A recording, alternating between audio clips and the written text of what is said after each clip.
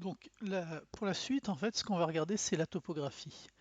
La topographie numérique, c'est ce qui va nous servir de base pour visualiser et faire des coupes, par exemple, et visualiser en 3D les autres images. Donc on va aller l'ouvrir comme les autres. C'est une image comme une autre, hein, et vous allez la chercher dans RGE Alti 5 mètres, qui est ici.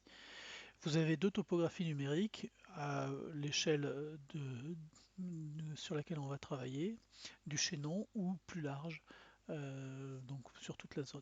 Nous, on va ouvrir ça pour le moment, la première qui est ici.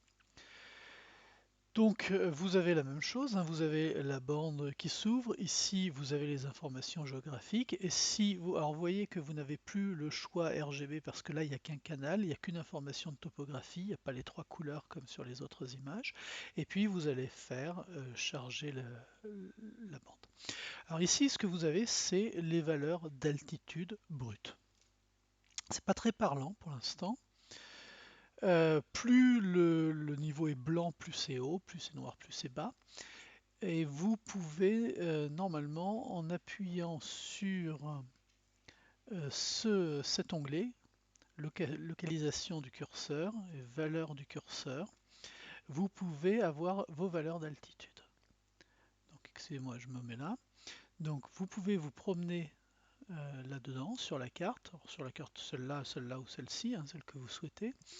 Et puis vous avez les valeurs d'altitude. Alors c'est ce qui est écrit ici en bas, la data.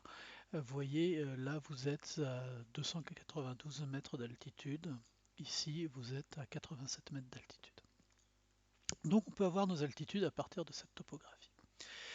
Et avec cette topographie, ce qu'on peut faire aussi, c'est des coupes pour avoir une idée de notre relief.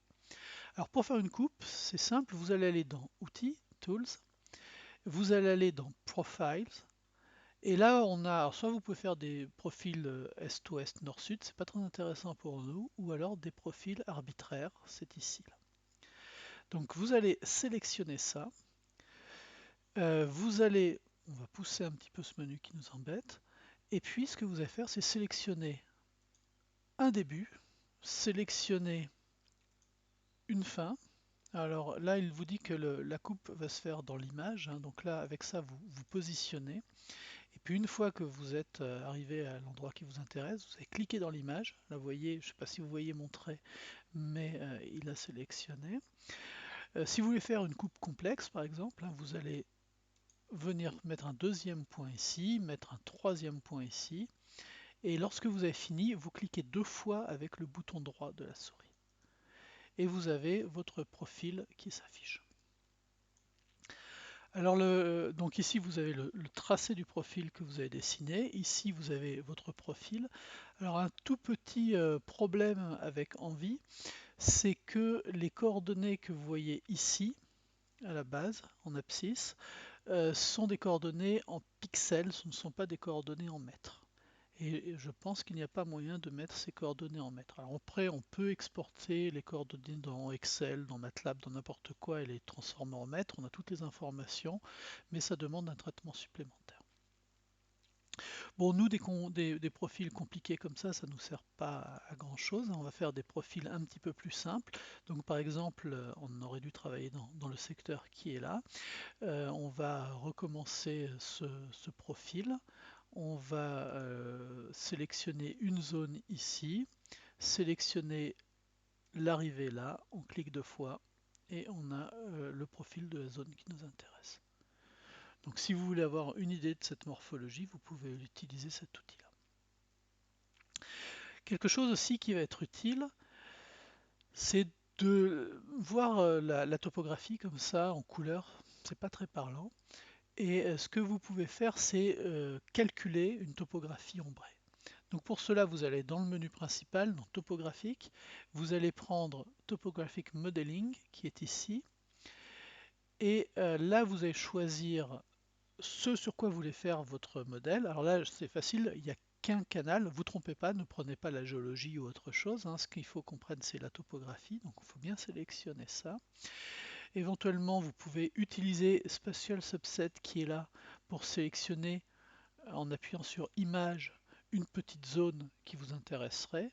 Moi pour l'instant je vais tout calculer, donc je ne vais pas utiliser ça, je vais juste faire OK. Et là, Envie me demande ce que je veux faire, donc j'ai plein de possibilités. Je vais prendre relief ombré, et pour le relief ombré par contre il faut lui dire où était le soleil. On va lui taper 45 en élévation et moins 45 en azimut.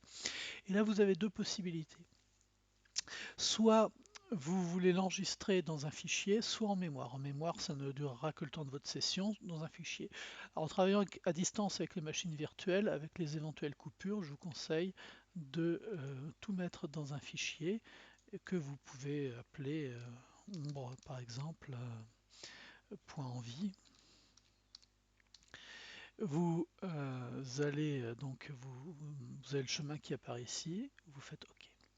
Ce que va faire Envie, c'est qu'il vous crée une nouvelle image, donc qui s'appelle les ombres.envie. Par contre, on ne la visualise pas. Pour la visualiser, il va falloir faire comme tout à l'heure, ouvrir une autre fenêtre et puis demander à charger la bande. Et là, vous voyez votre chaînon qui apparaît. Donc ça, c'est le terrain des Corbières. Et on visualise beaucoup mieux les structures. On voit plein de choses. On voit bien les strates. On devine, enfin si en connaissant un peu le terrain, vous allez reconnaître des grandes failles, des blocs basculés, vous allez reconnaître des anticlinaux, des synclinaux. On voit plein de choses là-dessus. Attention, on ne peut pas faire une coupe sur un relief ombré, on peut faire la coupe que sur les données de topographie.